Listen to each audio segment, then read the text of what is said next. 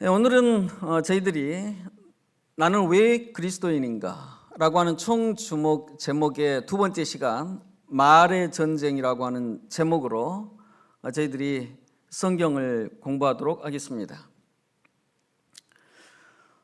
여러분, 성경에 보면 태초에 말씀이 계시니라, 요한복음 1장 1절을 그렇게 시작하죠. 말씀이 하나님과 함께 계셨으니 말씀은 곧 하나님이시니라, 그렇게 기록하고 있습니다. 이 말씀은 정말 신비하고 깊은 말씀입니다. 저는 대학원에서 신학을 공부하고 인디애나 대학에서 언어학을 공부한 사람입니다. 그래서 그 박사학위를 언어 교육학으로 받았는데 저는 그 언어에 굉장히 관심이 있는 사람입니다. 그런데 언어학에서는 There was power in the beginning, 그렇게 이야기를 해요. 그게 무슨 말이냐면 태초에 파워가 있었느니라, 이렇게 이야기해요. 그래서 저는 그 문장을 읽고 굉장히 놀랐어요. 왜냐하면 이 세상에 가장 많이 말되는 것이 언어이고, 우리에게 가장 많은 영향을 끼치는 것이 언어이고, 오늘날 내가 나된 것은 전부 다 언어의 영향입니다. 우리가 무슨 말을 듣고 무엇을 읽고 하는 그런 모든 것이 나를 꼴지은 것입니다. 그래서 흔히 생각할 때는 내가 말을 통제하고 있는 것 같지만 사실은 말이 나를 통제하는 것입니다. 그래서 태초에 말씀이 계시니라. 그런데 그 말씀이 예수 그리스도라고 하는 놀라운 사실은 우리가 누구에게 말을 배워야 할 것인지를 분명하게 가르쳐주는 것입니다. 그래서 우리 안에 예수 그리스도로부터 배운 말들이 꽉 채워져 있으면 그 사람이 하는 말이 다르고 말과 행동이 다르고 운명이 다른 것입니다. 그래서 말이라고 하는 것이 그토록 중요한 것이에요. 우리가 가장 많이 듣고 가장 많이 하는 말이지만 말의 중요성을 사람들이 정말 모르고 산다고 하는 사실을 저희들이 깨닫게 됩니다. 칼 바르트는 이렇게 이야기했어요. 구약에는 많은 그리스도들, 곧 기름 부음을 받은 선지자, 제사장, 왕들이 있고, 신약에는 많은 그리스도인들이 있으나 이들은 한 분의 독특한 그리스도, 즉 구약과 신약에서 확인된 언약의 주이신 고유하신 그리스도께서 존재하신다는 사실에 의존하고 또 그 사실로부터 유래되는데 이분에 대하여 그들은 단지 표상들에 불과하다. 말이 너무 길고 어렵잖아요, 그죠? 학자들은 좀 단문을 쓰지를 못하고 이렇게 길게 문장을 써서 사람 좀 복잡하게 하죠. 근데 이 말씀은 제가 어제 소두에 드린 말씀의 다른 버전이라고 할 수 있습니다. 구약에는 많은 그리스도들이 있다. 선지자, 제사장, 왕들이 있지만 그 안에 그리스도가 반영되어 있다 하는 것입니다. 예를 들면 헤스겔이라고 하는 신학자는 요셉의 삶을 연구했더니 예수 그리스도의 삶을 반영한 사건이 127가지나 있었다 그랬어요. 이게 요셉은 몰랐어요. 자기가 하나님의 말씀에 순종해서 단지 살았을 뿐이지만 하나님께서는 그분의 놀라운 섭리로 먼 훗날에 그리스도의 삶 속에서 요셉의 삶 속에서 그리스도가 반영되도록 섭리하셨어요. 그래서 성경을 읽는 사람들이 구약의 많은 믿음의 선조들 속에서 그리스도의 정보를 많이 얻게 하나님께서 섭리하신 거예요. 그리고는 예수 그리스도의 삶을 살펴보니까 하나님의 놀라우신 섭리 속에서 그림자와 표상들로 믿음의 선조들의 삶 속에 반영된 그리스도가 정말 이 땅에 오셔서 구약의 그림자와 표상들의 실체로 오셨다고 하는 사실을 사람들이 알고 깨닫도록 그렇게 하신 것입니다. 신약에는 또 많은 그리스도인들이 있다. 그런데 이 모든 사람들의 공통된 특징이 고유하신 그리스도께서 존재하신다는 사실에 의존한다. 그리고 그 그리스도를 앙망하고 마음속에 모시고 살았더니 최고의 삶이 될 뿐만 아니라 하나님의 뜻을 이루는 삶을 살게 되었더라 하는 것이 가장 중요한 교훈이라고 할 수 있겠습니다. 중요한 교훈 중에 한 가지라고 할 수 있겠습니다. 여러분, 구약의 많은 믿음의 조상들, 그 다음에 성소, 그 다음에 절기들, 그 안에서 우리가 수많은 그리스도들을 발견하는데 그렇게 기록된 책은 전 세상에 한 권도 없습니다. 예를 들면 석가모니를 앙망하는 사람들은 불교도로서 석가모니를 닮을 수는 있어요. 그러나 석가모니 이전에 석가모니에 관한 책을 기록한 책들은 존재할 수가 없는 것입니다. 단순히 다니엘서의 예수 그리스도에 대한 애언으로 그치는 게 아니고 믿음의 조상들의 모든 삶 속에서 그리스도가 나타나 있어요. 수많은 그리스도의 정보가 있어요. 그리고는 그 그리스도의 정보가 정말 실제로 이 땅의 인류의 역사에 들어오셨다는 거예요. 저는 지금보다 훨씬 어렸을 때, 20대 때 그 진리를 말하고 싶은 갈망이 마음속에 늘 있었어요. 그래서 진리를 말하고 싶다. 내가 말하고자 하는 것이 진리였으면 좋겠다. 우리가 교회 다니면서도 내가 신앙을 하고 있는데 내가 믿는 것이 진리일까? 그런 모순, 위선 속에 살 수 있어요. 모순이 생기는 거예요. 그럼 신앙의 갈등이 생겨요. 괴로워요. 그것은 구약에 나타난 그리스도에 대한 풍부한 그림자와 표상을 충분하게 습득을 하지 못했기 때문에 전무후무한 비교할 수 없는 진리를 만나지 못했기 때문에 그러한 것입니다. 그래서 요즘에 저는 이렇게 말을 하면 상당히 행복한 편이에요. 왜 그러냐면 이 세상의 어떤 진리보다도 예수 그리스도에 대한 말씀이 가장 진리에 가깝다는 확신이 있기 때문에 그렇습니다. 모순이 마음속에 별로 없어요. 내 삶이 하나님의 말씀과 좀 동떨어진 그런 일들이 있기 때문에 괴로운 적은 있지만 이 성경에 기록된 예수 그리스도에 관한 말씀을 하는 데 있어서는 내가 진리를 말하고 있다 하는 것에 있어서는 모순이 없어요. 그 면에 있어서는 스트레스가 없어요.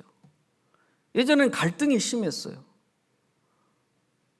진리를 알지 못한다고 하는 것, 진리를 말하고 싶은데 진리를 잘 알지 못하는 사실 때문에 괴로웠던 적은 있었습니다. 그러나 그리스도야말로 위대한 진리라고 하는 확신이 있는 것입니다.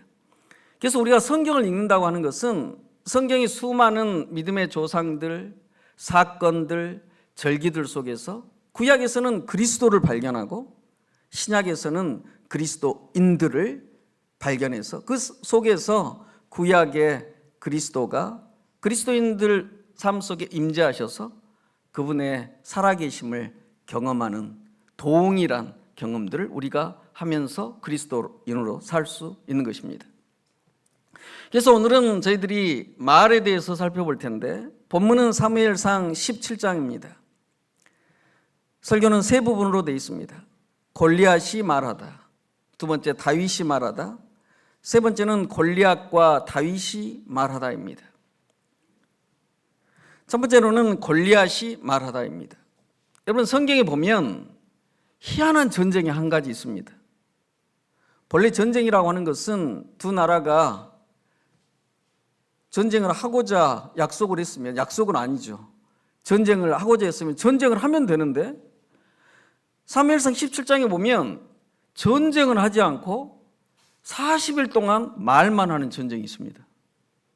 그것이 다윗과 골리앗의 전쟁이에요. 그것처럼 이상한 전쟁이 없어요. 전쟁을 하지 않고 말싸움만 해요. 말싸움만. 그래서 만약에 다윗과 골리앗의 이야기를 그냥 아주 재밌는 어떤 사건으로 읽는다면 그것처럼 이상한 이야기가 없는 거예요. 그러나 거기에 아주 귀한 깊은 영적 교훈이 있기 때문에, 그 안에 그리스도가 숨쉬고 있기 때문에 거기에 말의 전쟁이 있는 것입니다. 사무엘상 17장은 이렇게 시작합니다. 블레셋 사람들과 이스라엘 사람들이 전쟁을 하게 됐어요. 블레셋 사람들은 어디죠? 에베스 담밈이라고 하는 곳에 진을 쳤고, 이스라엘 백성들은 엘라 골짜기에 진을 쳤습니다. 그래서 옛날 전쟁을 저희들이 이렇게 삼국지나 이렇게 읽으면 이 사람들은 힘센 장수들이 나와서 이 겨루는 이 절차가 있었어요. 그래서 이 블레셋에서도 이 골리앗이 나왔습니다. 사실 이 전쟁이라고 하는 것은 어떤 전쟁도 낭만적인 전쟁은 없습니다. 만약에 전쟁이 지면 어떻습니까? 가정이 파괴되고 수많은 살상이 일어나는 생사의 갈림길에서 일어나는 것이 전쟁이에요. 그래서 골리앗이 나왔는데 골리앗을 성경에서는 이렇게 묘사하고 있습니다. 신장이 6규빗 한 뼘이고 노투구를 썼다 그랬어요. 오늘날로 계산하면 한 2m 90 정도 됩니다. 근데 노투구를 썼으니까 아마 한 3m 정도로 보였을 거예요. 근데 골리앗은 전쟁터에서 잔뼈가 굵은 사람이에요. 그러니까 어떤 그림에 나온 수염이 덥수룩하고 그냥 아주 키가 큰 그런 골리앗이 아니고 얼굴에 상처도 많았을 거예요. 아주 험상궂은 얼굴로 거대한 몸짓으로 철통같이 갑옷을 입고 창 나르는 배틀채 같고 그런 아주 무서운 모습으로 골리앗이 나타났는데, 골리앗에게는 창과 칼보다도 더 무서운 무기가 있었습니다. 그 무기는 무엇입니까? 말입니다. 말. 골리앗이 말을 하기 시작했어요. 그래서 골리앗의 무기는, 치명적인 무기는 말이었습니다. 골리앗이 나와서 이스라엘 군대에게 이렇게 말했어요. 나는 블레셋 사람이다. 저는 장군 형상이 못 돼서 장군처럼 말을 못 하겠어요. 여러분께서 상상을 하십시오. 저처럼 말을 안 했을 거예요. 그렇죠? 오늘 기도하신 장로님은 장군상이에요. 제가 보니까. 저 장로님처럼 아주 등치도 크고 얼굴도 큰 아주 골리앗이 나는 블레셋 사람이다. 뭐 아주 그냥 무섭게 이야기를 했을 거예요. 한 사람을 나한테 보내라. 나를 죽이면 우리가 종이 되겠다. 너희들 다 내 종 되겠다. 이런 뜻이에요. 내가 그를 죽이면 너희가 우리 종이 되리라. 내가 이스라엘 군대를 모욕하였으니 사람을 보내어 나로 싸우게 하라 그랬어요. 골리앗이 말한 이 모든 문장 중에 가장 많이 등장하는 것은 나입니다. 나 중심으로 세상에서 온갖 풍파를 이기면서 힘으로 이 세상을 살았던 하나님 없는 사람이 하나님을 모욕하면서 한 말입니다. 그런데 성경에 보면 이렇게 돼 있어요. 사울과 이스라엘이 블레셋 사람의 이 말을 듣고 놀라 크게 두려워하니라. 40일을 조속으로 몸을 나타내니라.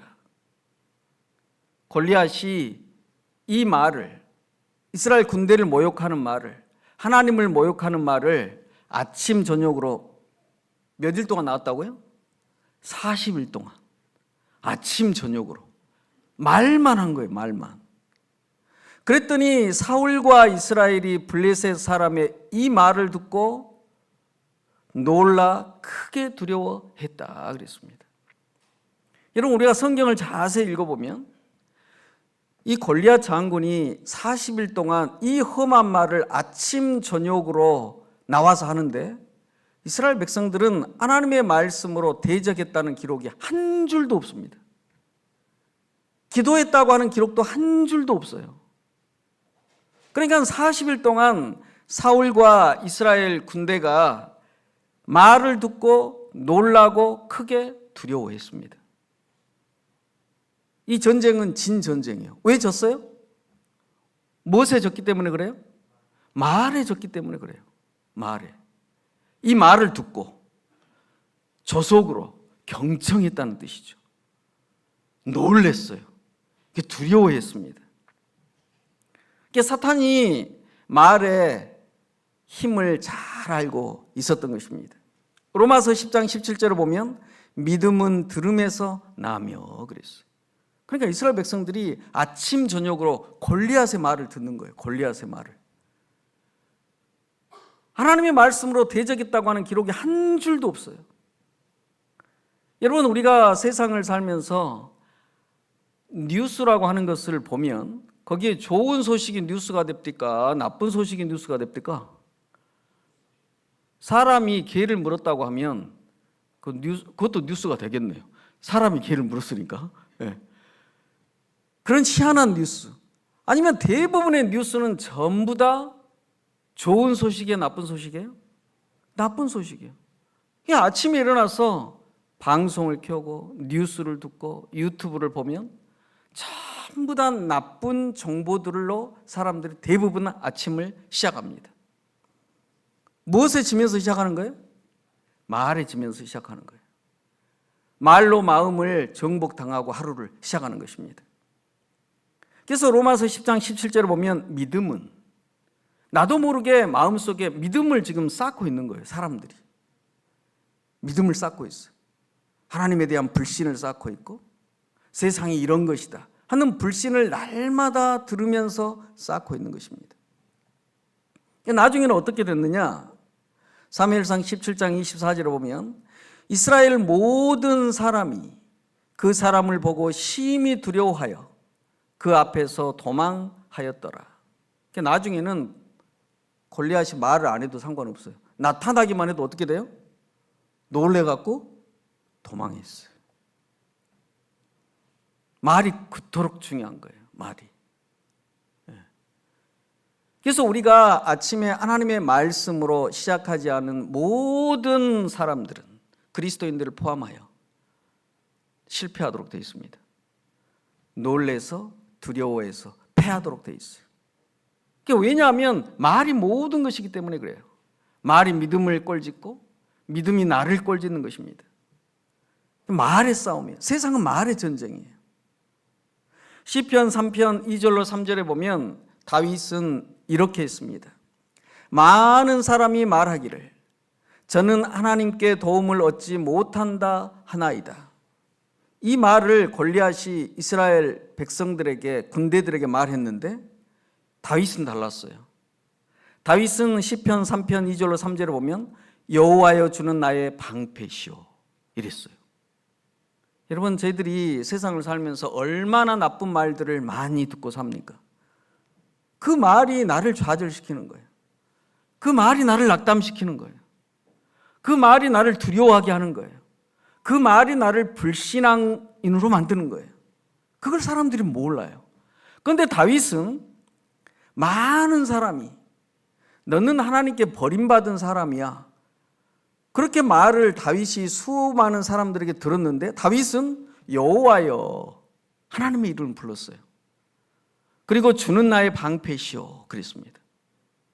그러니까 수많은 나쁜 말들의 화살이 올 때 다윗은 하나님의 이름을 부름으로 하나님의 이름이 뭐가 됐다는 거예요? 방패가 됐다는 뜻입니다. 그래서 우리가 세상을 살 때에 직장에서 가정에서 어떤 곳에서든지 나를 낙담하는 말을 들으면 누구를 불러야 됩니까?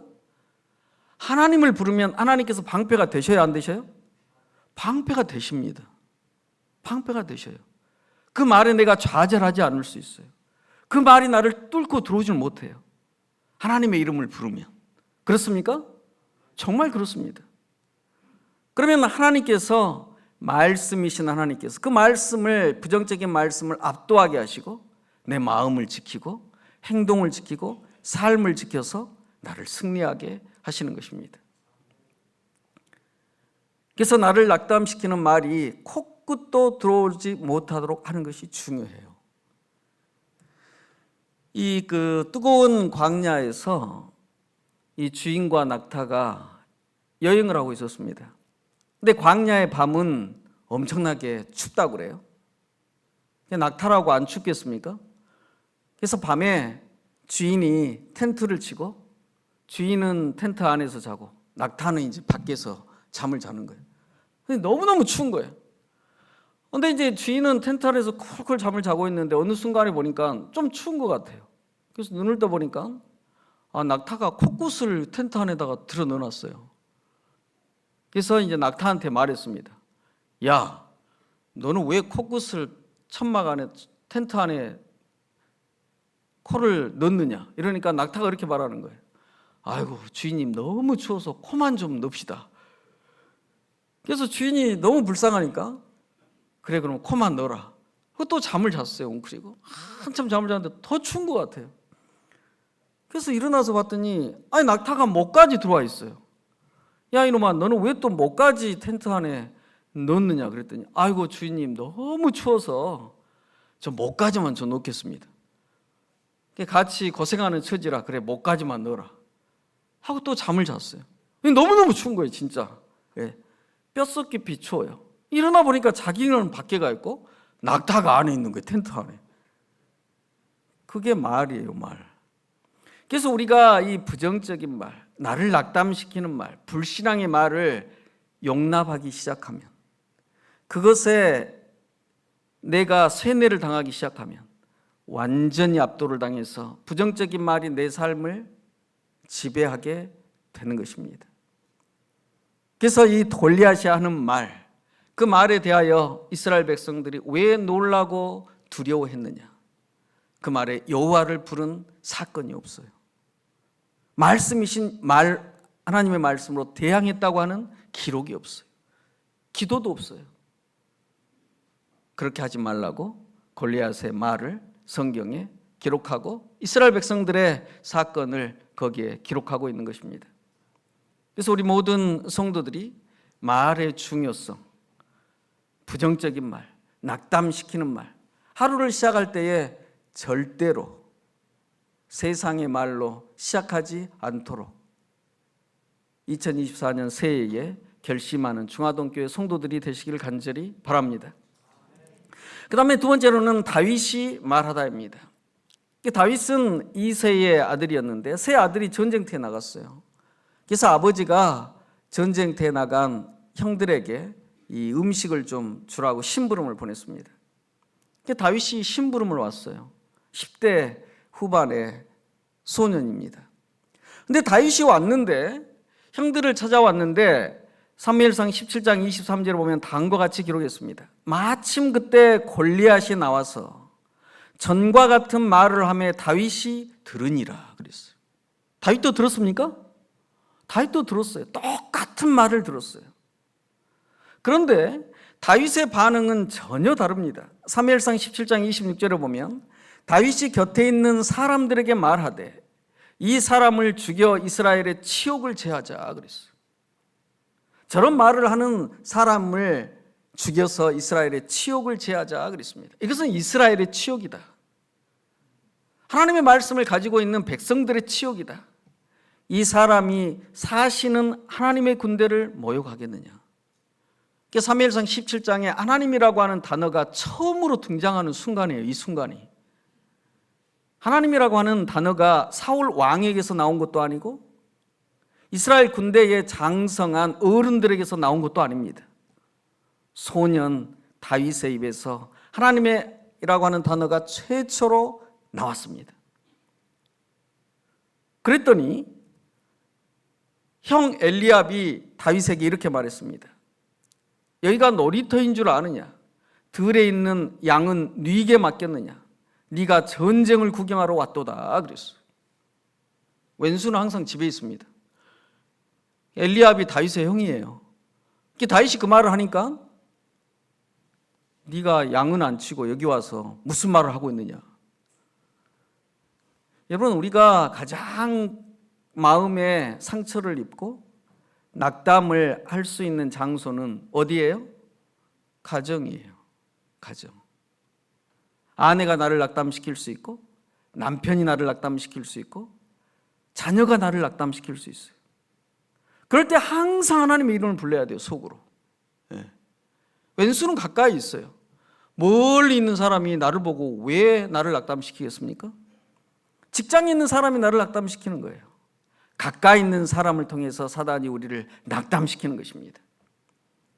그때 절대 좌절하면 안 돼요. 그리스도인은 말에서는 하나님의 말씀으로 밀려서는 안 되는 것입니다. 마음속으로 하나님의 말씀으로 그를 대항해야 돼요. 그래야 행동과 말이 하나님의 말씀으로 올바로 나갈 수가 있어요. 사무엘상 17장 32절에는 그래서 이제 그 다윗이 이런 말을 한다고 하는 사실이 이 소문이 퍼졌습니다. 부정적인 말도 발이 빠르지만 전혀 다른 말, 용기를 주는 말, 담대한 말, 하나님을 믿는 말도 소문이 빠릅니다. 이 소문이 사울 왕에게 전파가 됐어요.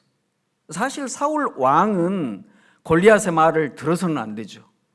그러나 사울 왕부터 골리앗의 말을 듣고 낙담하고 두려워 떨고 있는 상태였어요. 그런데 다윗이라고 하는 소년이, 다윗이라고 하는 이름도 몰랐지만 어떤 사람이 골리앗에 대하여 대항한다고 하는 말을 한다고 하는 소문을 들었어요. 그래서 사울이 다윗을 불렀습니다. 그랬더니 다윗이 사울에게 다음과 같이 말했습니다. 다윗이 사울에게 고하되 그를 인하여 골리앗을 인하여 사람이 낙담하지 말 것이라. 주의 종이 가서 저 블레셋 사람과 싸우리이다. 여러분, 본래는 사울이 다윗을 위로해야 되잖아요. 근데 보니까 누가 누구를 용기를 주고 있어요? 다윗이 사울을 용기를 주고 있어요. 용기를 주는 사람은 하나님의 말씀을 가지고 있는 사람입니다. 항상 그래요. 항상. 그분이 나이가 많으신 분이든 어린 소년이든 하나님의 말씀을 가지고 있는 사람이 사람에게 희망과 담대함과 믿음을 줄 수 있어요. 그래서 말을 가지고 있어야 돼요. 그랬더니 사울이 다음과 같이 말했습니다. 사울이 다윗에게 이르되 네가 저 블레셋 사람과 싸우기에 능치 못할 것이다. 너는 소년이요 그는 어려서부터 용사임이니라. 여러분, 사울 말 맞습니까? 틀립니까? 한마디도 틀린 말 있어요? 없어요? 틀린 말 없어요.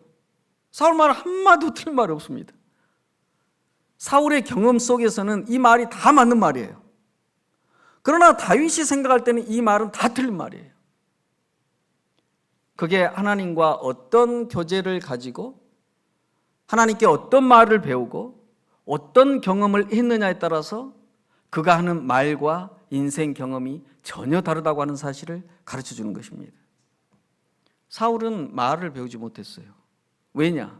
하나님과 교제가 없었어요. 말은 배우지 않으면 말할 수가 없습니다. 사울은 하나님과 교제가 없었기 때문에 하나님으로부터 말을 배우지 못했어요. 하나님에 대한 믿음이 없어요. 그러니 사람의 말밖에 할 수가 없는 것입니다. 그런데 다윗은 하나님과의 교제가 깊었기 때문에 사울의 말에 절대 동의할 수 없었어요. 그래서 다윗은 다음과 같이 말했습니다. 왕이시여, 제가 양을 지킬 때에 사자나 곰이 와서 양떼에서 새끼를 움키면 내가 따라가서 그것을 치고 그 앞 입에서 새끼를 건져내었습니다. 지금 다윗이 어디서 말을 배웠는지를 고백하고 있는 것입니다. 다윗은 목동입니다. 목동이기 때문에 때로는 사자나 곰이 와서 양을 잡아가는 거예요. 처음부터 다윗이 그런 말을 할 수가 없습니다. 누가 그런 말을 할 수 있겠습니까? 골리앗처럼 무서운 대적 앞에서. 처음부터 그런 말을 할 수 있었던 게 아니에요. 자신의 일터에서 양을 칠 때에 사자가 곰이 와서 양을 데리고 갔을 때, 뺏어갔을 때 처음에 얼마나 무서웠겠어요? 처음에는 무조건 뺏겼을 거예요. 그러나 하나님께 기도하고 양을 계속 뺏길 수 없으니까 두려움 속에서 하나님과 교제하고 기도하고 그 속에서 하나님께서 그에게 말씀하시고 담대함을 가르쳐 주시고 어떻게 사자와 곰을 물리칠 수 있는가를 하나님의 영감을 통해서 하나님과의 교제를 통해서 다윗이 말을 배웠던 것입니다. 교제를 통해서 말을 배웠어요. 담대함을 배웠어요. 기술을 배운 것입니다. 사무엘상 17장 37절을 보면 이렇게 기록했습니다.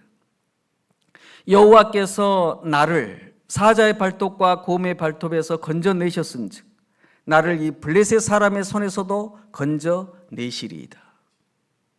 그러니까 다윗이 지금 자기 일터에서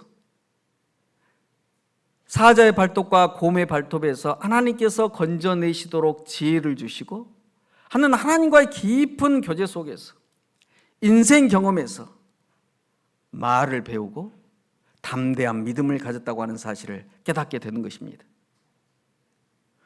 그 말을 듣고 사울이 다윗에게 다음과 같이 말했습니다. 가라, 여호와께서 너와 함께 하시기를 원하노라. 지금 이 말은 사울이 한 말인데 사울의 입에서 처음으로 어떤 말이 나왔어요? 여호와께서, 하나님이라고 하는 단어가 처음으로 나왔습니다. 다윗이 말을 사울에게 가르치는 것을 볼 수가 있습니다. 사무엘상 16장 18절을 보면 다윗에 대하여 이렇게 기록하고 있습니다. 사울의 신하들이 다윗을 데려다가 사울의 신하를 만들려고 했어요. 그래서 다윗을 찾아갔더니 다윗을 보고 사울의 신하들이 이렇게 기록했습니다. 사무엘상 16장 18절을 보면 다윗이 호기와 무용과 구변이 있는 준수한 자라 여호와께서 그와 함께 계시더이다 그랬어요.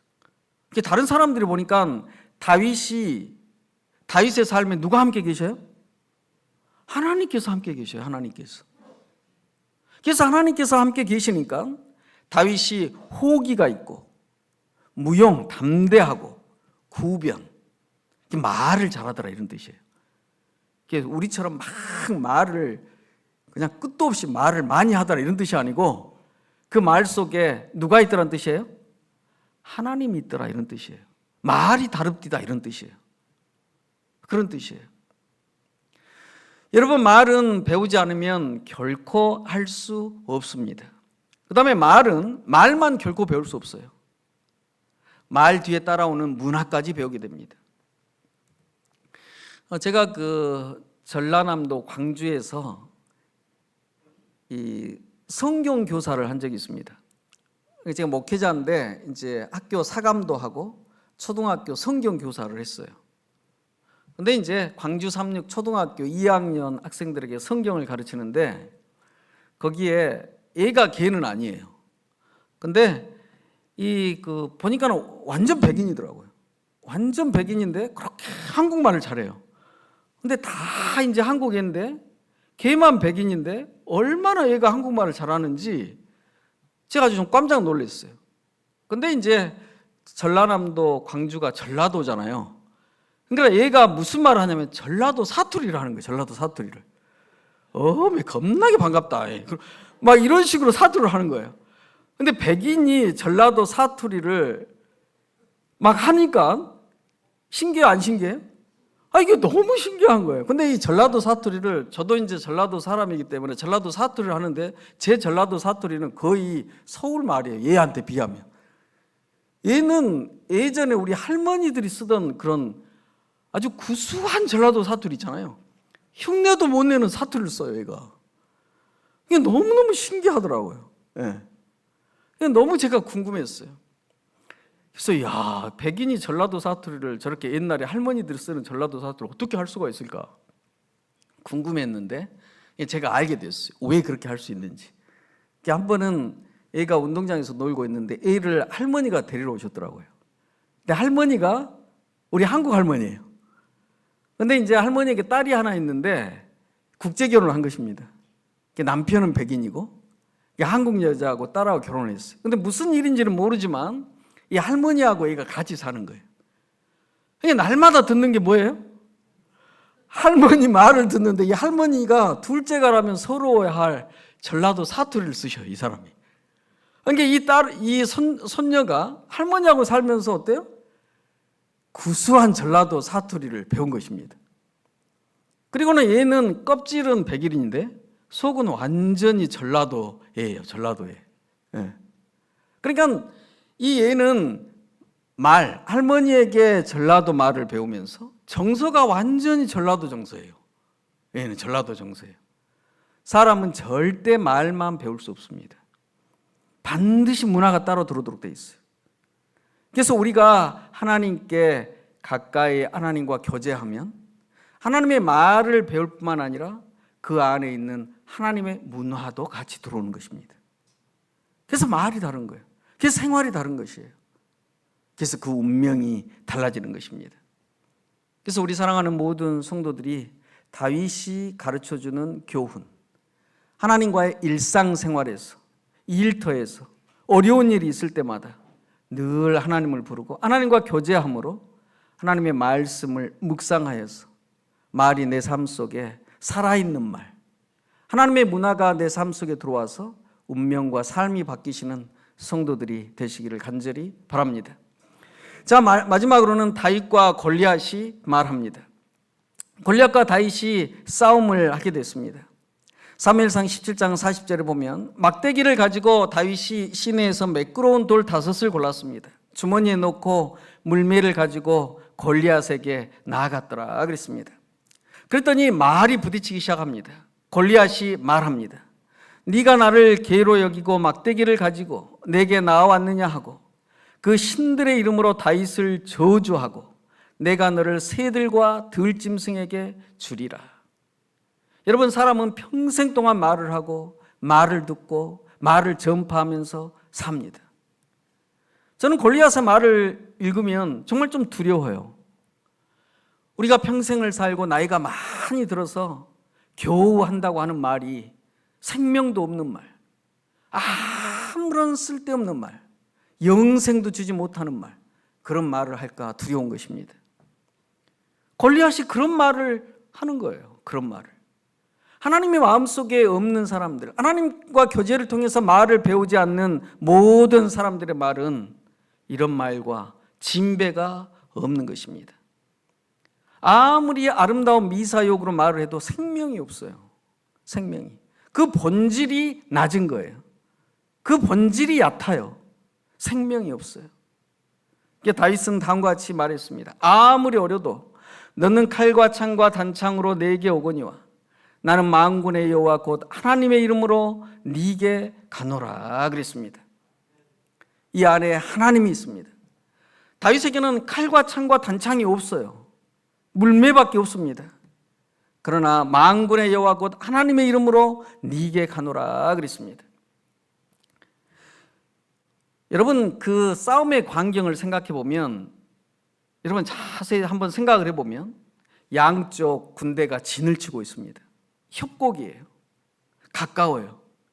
귀를 창조하신 하나님께서 이스라엘의 모든 군인들의 귀를 열었을 것입니다. 블레셋 군인들의 모든 귀를 가장 잘 듣게 했을 것입니다. 그리고 골리앗과 다윗이 하는 말을 듣게 했을 것입니다. 온 우주가 그 광경을 보는 것입니다. 그 다음에 성경을 보면 사울과 이스라엘 군대가 두려워했더라 이렇게 기록하지 않고 사울과 온 이스라엘이 두려워했더라 이렇게 기록하고 있어요. 사무엘상 17장에 보면. 그러니까 그 소문이 온 이스라엘에 지금 퍼진 것입니다. 그러니까 이 전쟁은, 이 말의 전쟁은 온 이스라엘에게 영향을 미치는 말의 전쟁이에요. 그리고는 블레셋의 군인들과 이스라엘의 군인들이 그 말을 듣고 어떻게 될 것이냐. 사무엘상 17장 48절로 49절에 보면 블레셋 사람이 마주 가까이 올 때 다윗이 마주 빨리 달리며 손을 주머니에 넣어 돌을 취하며 물매로 던져 블레셋 사람의 이마를 치매 돌이 그 이마에 박히니 땅에 엎드러지니라. 여러분, 이 말씀을 보면 다윗이 일상생활에서 곰과 사자와 얼마나 치열하게 싸웠는지를 알 수 있어요. 왜냐하면 블레셋 사람이 골리앗이 달려오니까 다윗도 어땠어요? 달려갔어요. 두려워서 피한 게 아니고 달려갔어요. 그래서 물매를 던진 것입니다. 속도가 양쪽에서 붙어서 물매가 날아가면 그게 훨씬 더 파괴력이 어떨까요? 셀 수밖에 없습니다. 다윗이 싸움을 잘 아는 사람이에요. 하나님과 교제로 인생 싸움을 어떻게 해야 되는지 잘 아는 싸움이에요. 잘 아는 사람입니다. 여러분, 골리앗은 거대한 몸짓을 가지고 무서운 형상을 지녔지만 애초부터 다윗을 이길 가능성이 1%도 없었습니다. 사실은 이스라엘 백성들이 두려워서 그랬지, 첫째는 다윗은 움직이는 사자나 곰을 맞추는 실력이 있는 사람이에요. 근데 골리앗은 어때요? 가만 서서 큰 소리만 치는 거대한 거인이에요. 그러니 다윗이 골리앗을 맞히는 것은 어때요? 식은 죽 먹게 해요. 두 번째, 다윗은 장거리 미사일입니다. 골리앗은 멀리 있잖아요. 근데 골리앗이 다윗을 죽이려면 가까이 와야 돼요. 그러니까 다윗은 어때요? 장거리 미사일이에요. 물매를 던지면 멀리 가서 맞히는 거예요. 그 다음에 다윗은 수없이 많이 연습을 한 물매의 달인이었기 때문에 골리앗은 애초부터 다윗을 이길 가능성이 전혀 없었어요. 여러분, 우리가 세상을 살 때 골리앗과 같은 수많은 문제들을 만나게 될 때 그 골리앗은 우리들에게 대하여 승리할 1%의 가능성도 없다는 사실을 기억하십시오. 절대 이길 수 없어요. 다윗은 그리스도의 표상입니다. 그리스도의 그림자예요. 그리스도께서는 어떤 골리앗과의 전쟁에서도 결코 실패함이 없으신 분이십니다. 그래서 우리 모두가 그것을 굳건하게 믿기를 간절히 바랍니다. 잠언 22장 29절에 보면 네가 자기 일에 근실한 사람을 보았느냐, 이러한 사람은 왕 앞에 설 것이요 그랬습니다. 이 왕은 하나님을 가리키는 것입니다. 그래서 우리가 우리의 일에 있어서, 가정에 있어서, 직장에서 늘 근실하면서 하나님과 교제한 사람은 왕 앞에서 말을 배울 것입니다. 담대함을 배울 것입니다. 결코 실패함이 없는 승리를 마음속에 갖게 될 것입니다. 시편 18편 2절입니다. 나의 힘이 되신 여호와여, 내가 주를 사랑하나이다. 여호와는 나의 반석이시오, 나를 건지시는 자시오, 나의 하나님이시오. 골리앗의 이마에 박힌 것은 반석 대신 하나님입니다. 어떤 골리앗도 하나님을 대항할 수 없어요. 그날 골리앗은 여러 골리앗이 쓰러진 것이에요. 첫째는 눈에 보였던 그 거대한 골리앗이 쓰러졌습니다. 둘째는 이스라엘 백성들 마음속에 있는 두려움의 골리앗이 쓰러졌어요.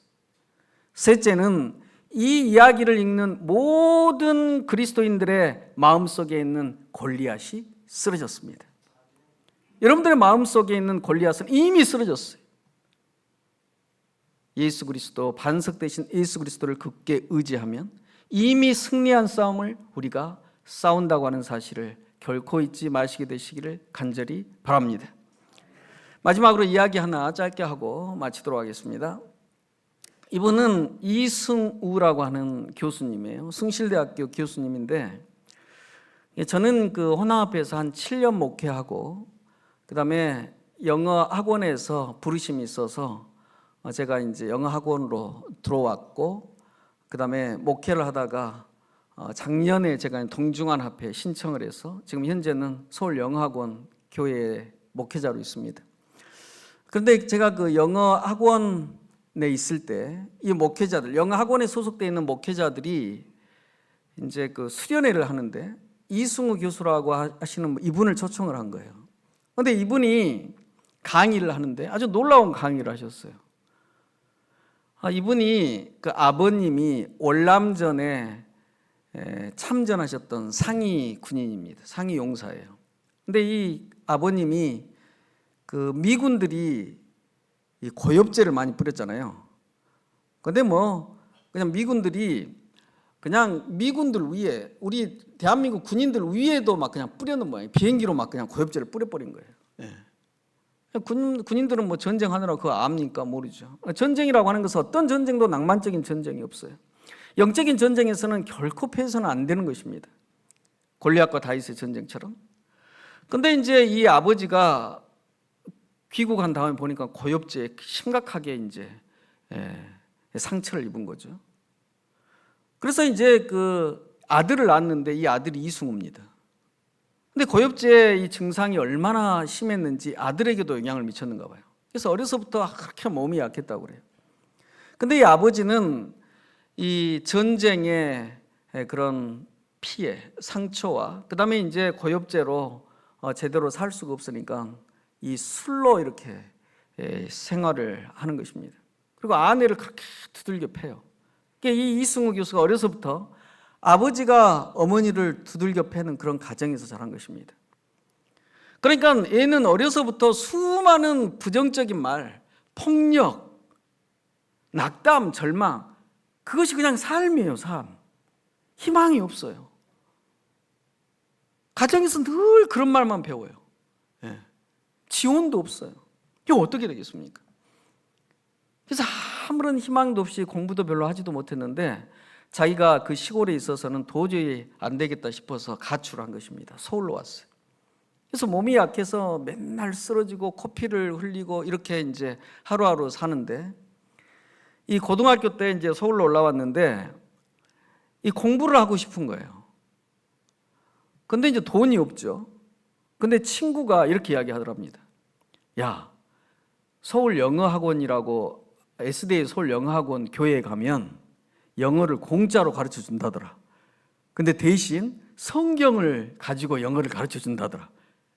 이게 바이블 클래스라고 하는 것이 있었어요. 선교사들이 성경을 공짜로 가르쳐 주는 것입니다. 대신 영어로 가르쳐 줘요. 근데 대신 성경이 교재예요. 그러니까는 이 이승우 씨가 내가 영어를 배워야 될 텐데 그래서 이제 서울 영어학원에 온 것입니다. 그래서 와서 이제 선교사들이 성경을 가르치는데 다이아나 여기 보면 다이아나하고 브리넬이라고 하는 선교사들 바이블 클래스에 들어간 거예요. 그래서 성경을 공부하다가 놀라운 사실을 알게 된 거예요. 이승우 씨가. 이분들이 뭐라 그러냐면 흑인 선교사들인데 여러분들에게는 하늘 아버지가 계십니다. 이렇게 말을 하는 거예요. 그래서 자기는 정말 의지할 수 없는 육신적 아버지만 있는 줄 알았더니 누가 있다는 거예요? 하늘 아버지가 있다는 거예요. 하늘 아버지가.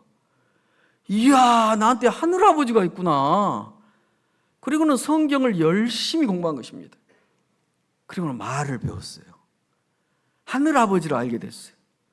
하늘 아버지와 교제가 깊어지니까 이 사람이 말이 달라졌어요. 마음이 달라졌어요. 믿음이 달라졌어요. 이 사람이 인생이 바뀐 것입니다. 이야, 나에게 우주의 왕이신 하늘 아버지가 계시는구나. 그러면서 더 놀라운 변화는 뭐냐면 자기 아버지가 이해가 되더래요. 얼마나 괴로웠으면 술로 날마다 삶을 살까. 아버지가 이해가 되더래요. 아버지가 용서가 되고 아버지를 품을 수 있는 마음이 생기더래요. 그 마음 누가 주셨을까요? 하나님께서 주셨죠. 마음이 바뀌니까 말이 바뀌고 행동이 바뀌고 이분이 교수가 된 것입니다. 인생의 골리앗을 어떻게 한 거예요? 쓰러뜨린 거예요. 결코 자기가 인생의 큰 골리앗을 쓰러뜨릴 수 없다고 생각했는데 하나님, 하늘 아버지가 계시다고 하는 사실을 깨닫고 말씀으로 교제하고 말씀이 마음에 들어오니까 믿음이 생기고 마음이 바뀌고 인생이 바뀌었어요. 그럼 교수님이 됐어요. 그리고는 저희들 앞에서 큰절을 하더라고요. 그러면서 뭐라고 그러냐면 이렇게 말을 하더라고요. 여러분 너무나 감사합니다. 여러분들이 여기에서 하나님의 말씀을 전하기 때문에 제 인생이 구원을 받았습니다. 여러분 너무나 감사합니다. 그 감사는 마땅히 누구한테 가야 됩니까? 하나님께 가야 되죠. 하나님께 가야 되죠. 이분이 하나님께 말을 배우지 않았다면 어떻게 그런 말을 할 수 있겠습니까? 다이아나와 브리넬이 그렇게 이야기했다고 합니다. 저희들이 이 먼 한국에 와서 이런 말을 하는 것은 우리의 삶이, 우리의 조상은 노예였습니다. 아무런 희망이 없는 노예였지만 하나님으로 인해서 우리의 삶이 바뀌고 운명이 바뀌고 선교사가 되어서 그 하나님을 여러분들에게 소개하기 위해서 우리가 여기에 왔습니다.